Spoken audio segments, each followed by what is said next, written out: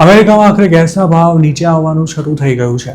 ગુરુવારે દેશમાં ગેસની નેશનલ એવરેજ પ્રાઇસ $4થી ઘટીને $3.99 પર પહોંચી ગઈ છે. માર્ચ 30 બાદ પહેલીવાર ગેસના ભાવમાં આટલો ઘટાડો જોવા મળ્યો છે. AAAના જણાવ્યા અનુસાર એક જ દિવસમાં ગેસની નેશનલ એવરેજ પ્રાઇસમાં 3 સેન્ટનો ઘટાડો નોંધાયો છે. હાલ યુએસમાં ઇન્ડિયાના સ્ટેટમાં સૌથી સસ્તો ગેસ મળી રહ્યો છે, જ્યાં તેની 1 ગેલનની કિંમત $3.40 છે.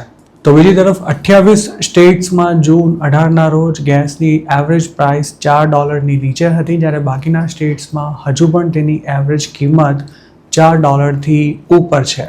ઈરાન વોર સમાપ્ત કરવા માટે ફાઇનલ ડીલ થઈ ગયા બાદ હોર્મુઝની ખાડીમાંથી ઓઇલ ટેન્કર્સની અવરજવર સામાન્ય થવાની છે, જેના કારણે ગ્લોબલ માર્કેટમાં ક્રૂડની કિંમતોમાં ખાસો ઘટાડો નોંધાયો છે.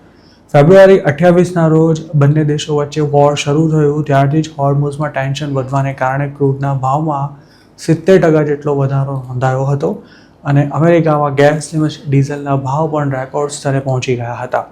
મે 21ના રોજ યુએસમાં ગેસની નેશનલ એવરેજ પ્રાઇસ $4.56ના લેવલ પર પહોંચી હતી અને ત્યારથી તેમાં સતત ઘટાડો થઈ રહ્યો છે. જોકે વોર શરૂ થયું તે પહેલાં ગેસની એવરેજ કિંમત $3 પ્રતિ ગેલનની આસપાસ હતી. એક્સપર્ટ્સનું એવું પણ માનવું છે કે વોર સમાપ્ત થઈ જાય ત્યારબાદ પણ 2026ના વર્ષમાં ગેસ પ્રી વોર લેવલે એટલે કે એવરેજ $3ના લેવલ પર પહોંચે તેવી શક્યતા લગભગ નહીવત છે. જે ઝડપથી અમેરિકામાં ગેસ મોંઘો થયો હતો તેટલી ઝડપથી તેના ભાવ નથી ઘટી રહ્યા, કારણ કે ગેસ સ્ટેશનના ઓનર્સે આ દરમિયાન ઓછા માર્જિન પર તેનું વેચાણ કર્યું હતું, જેથી તેઓ પોતાનો લોસ રિકવર કરવા માટે ભાવમાં જલ્દી ઘટાડો નહીં કરે. ઈરાન વોર શરૂ થયું તેના એક જ મહિનામાં ગેસના એવરેજ ભાવમાં $1 જેટલો વધારો થયો હતો, જ્યારે છેલ્લા 25 દિવસમાં તેમાં માંડ 50 સેન્ટ જેટલો ઘટાડો નોંધાયો છે. ઇન્ટરનેશનલ માર્કેટમાં ક્રૂડના ભાવ ફેબ્રુઆરી 2026ના સ્તર પર આવવામાં હજુ પણ ઘણો જ સમય લાગવાનો છે અને આગામી એકાદ વર્ષ સુધી ક્રૂડ 90થી 95 કે પછી $100ની આસપાસ ફરતું રહેશે.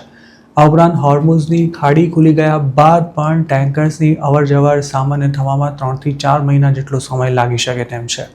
100 દિવસથી પણ વધુ ચાલેલા યુદ્ધને કારણે જે સપ્લાય અટવાયો હતો તેને સરભર કરવામાં પણ 6 મહિના જેટલો સમય લાગશે. આ ઉપરાંત ઓઇલ ફેસિલિટીઝ પણ ડેમેજ થઈ છે અને ઘણા ઓઇલ વેલને પણ બંધ કરી દેવામાં આવ્યા છે, જેના કારણે પ્રોડક્શનને સ્ટ્રીમલાઇન કરવામાં આખું 2026 નીકળી જાય તેવી પૂરી શક્યતા છે.